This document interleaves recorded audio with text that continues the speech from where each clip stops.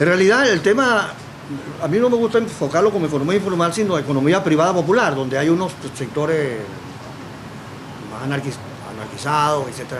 En realidad la buonería es el 30% de esos 6 millones de personas, pero lo que pasa es que es lo más perturbador.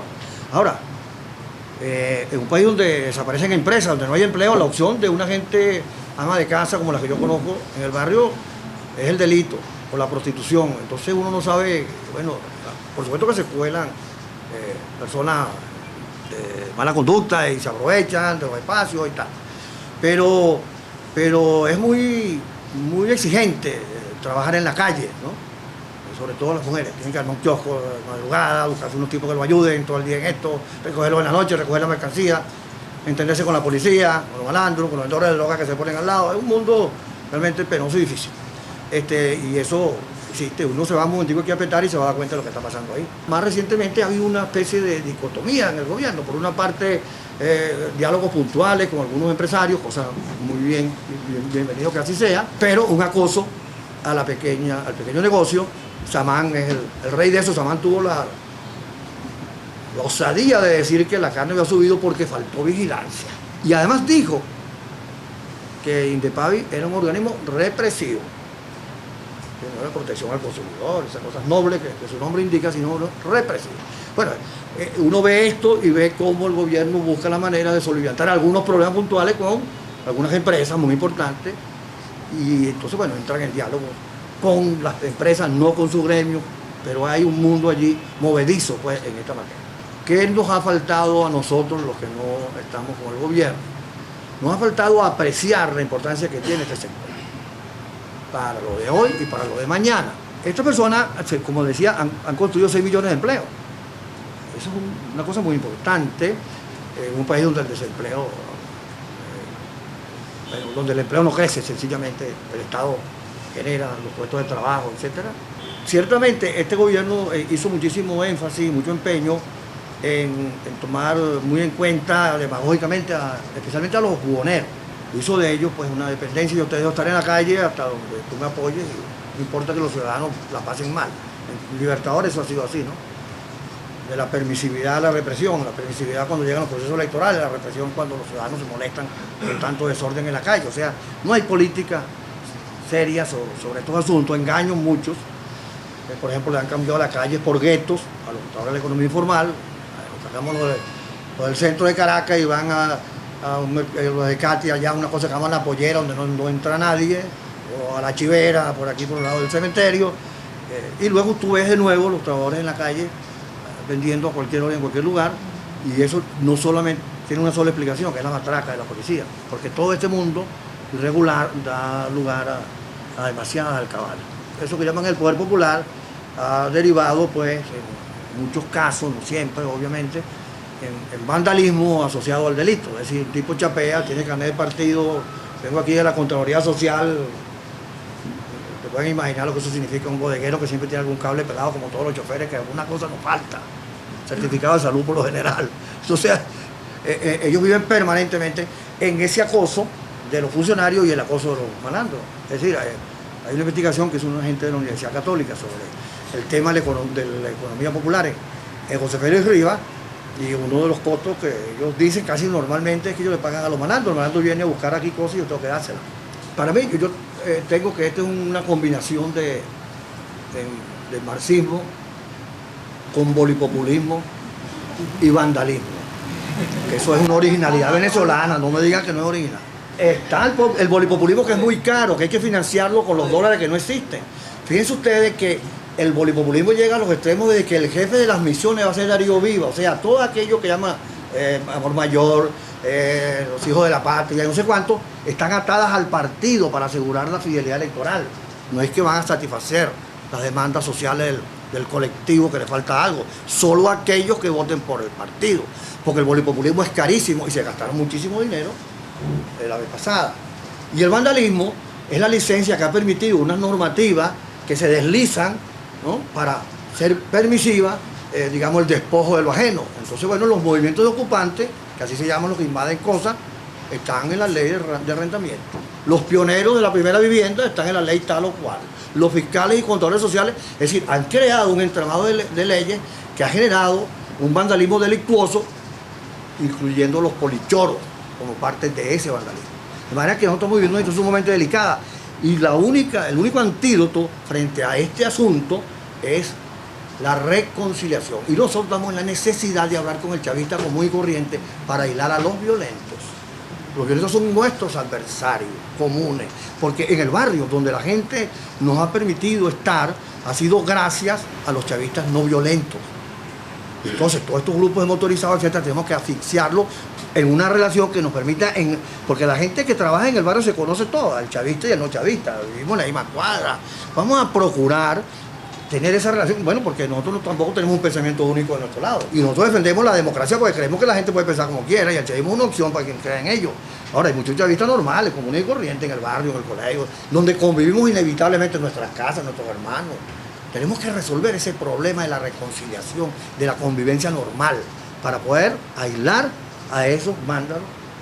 Y por supuesto, tenemos que comunicarle a la gente que este modelo fracasa porque esta cosa económica controlada nunca ha servido ni sirve para nada. En el pasado, la Venezuela de antes, había dos sectores muy fuertes para hacer política, los sectores sociales, vamos a decir así. Los trabajadores de las empresas y los campesinos. Ahora, los trabajadores y los trabajadores por cuenta propia. Bueno, 6 millones no son nada despreciables. Y además son de fácil contacto. Usted sale a la esquina y los consigue. O sea que no hay que buscarlo con mucho afán porque uno se los tropieza. A veces más allá de la cuenta. Ellos se tropiezan a uno. No habrá otra alternativa que hacer de esas intenciones emprendedoras cabales y exitosos negocios. Y para eso se necesita entonces políticas públicas de respaldo a esa gente. Una hablé ya, que es el tema de la seguridad social. Otra es modificar las reglas mercantiles para que una gente pueda legalizar una empresa sin mayores complicaciones y se convierte en contribuyente. Aquí es una traba, es decir, lo mismo, una gran empresa, todos los trámites para registrarse son iguales a un pequeño negocio. Otra es facilitar el acceso al crédito, a la bancarización, políticas agresivas en esa materia. Hay algunos bancos que están haciendo eso, meritoriamente muy interesante, es un mercado importante para la colocación de crédito. Lo otro es la formación para la mejor gestión del negocio. Nosotros hemos propuesto la creación de una especie de INSE del emprendedor, Instituto Nacional de Capacitación del Emprendedor. Sé que el IESA tiene, por supuesto, los programas de formación, pensando en este nivel de personas para que hagan mejor lo que hacen y no perezcan tan rápido sus intenciones emprendedoras. Y, por supuesto, toda la política que permita un reordenamiento de los espacios públicos donde se genera mucha anarquía, especialmente en el tema del comercio informal de calle. Es decir, no es lo mismo un comedero chiquero que una calle del hambre, y las calles del hambre pues en cualquier parte del mundo pueden existir y existen, si las cosas se hacen bien, si los alimentos se manipulan adecuadamente, si hay iluminación, si hay seguridad, es decir, si son cónsonos con el paisaje urbano, con la gastronomía local. Muchas cosas se puede hacer, no para pervertir la labor de la calle, sino para aprovechar la potencialidad que significa que una gente se disponga. Bueno, y en los barrios hay un emprendimiento oculto, en las casas, los barrios, especialmente la mujer de los barrios, sostén de hogar en una proporción muy alta, emprende con aquellos oficios que normalmente aprenden en el hogar, peluquería, repostería, etc. Son muchas las que hacen esa actividad, informalmente, lo hacen en su lugar de vivienda, etc. Y a veces prestan servicios ambulantes a algunos de sus clientes. ¿Verdad que es una enorme posibilidad? ¿Por qué decimos que no nos hemos percatado suficientemente de esto? Porque el sentimiento de propiedad privada que hay en esos sectores es muy fuerte, muy fuerte. El tipo puede ser muy del gobierno, pero que le quiten lo suyo, eso es muy fuerte. Y si nosotros sabemos advertirle a ese mundo enorme el riesgo que todos corremos, si no defendemos la libertad económica y la propiedad privada, tendríamos en ellos unos importantes aliados con nuestra causa. Tienen demasiados derechos negados, tienen una agenda de reivindicaciones por las cuales luchar. Y una de las cosas que hay que hacer es defender su derecho a organizarse y a ser oídos. Aquí las alcaldías tienen que hablar con los representantes de los trabajadores que se organizan en el sector de la economía popular para establecer las ordenanzas municipales que correspondan, el uso de los espacios públicos que correspondan, etcétera. Hay allí una plataforma de lucha que se inscriben más en la lucha de los derechos ciudadanos y que ellos, cada quien de ellos pues, tenga la opción política que le parezca, ¿no? Y el fracaso de Carlos Andrés Pérez no son ni las medidas ni los ministros, es que Carlos Andrés Pérez se sobreestimó pues como líder y no negoció ni siquiera con su partido. Entonces el problema es diálogo y concertación con actores distintos al político. Es decir, con el político que no es del gobierno, es un diálogo de los políticos, con el sector empresarial y con el sector sindical en el caso que corresponda pues, al tema relacionado con el mundo del trabajo. Entonces, nuestro problema es conseguir unas condiciones para que vuelva el país a vivir del diálogo y el entendimiento. Y el gobierno cambia su conducta o el gobierno perece.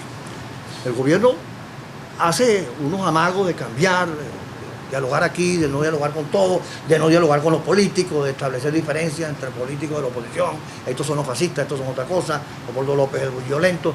Si trata de intrigar y tal, pero hay un problema que el país es la mitad distinta al del gobierno. Pero el gobierno, si nosotros tuviéramos la capacidad para conectarnos con los sectores populares y si lo que estamos hablando aquí lo escucharan los sectores de la economía informal y entendieran por nuestra ayuda que está en riesgo su futuro, que después van a ser todos subalternos del gobierno, como en Cuba, que eliminó, y ahora es cuando 50 años después se permite la economía informal, porque es que esto es propiedad privada. Es decir, yo soy dueño de mi negocio, de mi kiosco. En Caracas, el alcalde Libertador le quitó la propiedad a la bienhechuría de los kioscos de periódicos. Esos tipos no tienen propiedad de nada. ¿Y ustedes saben cuántos años tiene la Asociación de Kiosqueros y Pregoneros de Venezuela? Más de 70 años.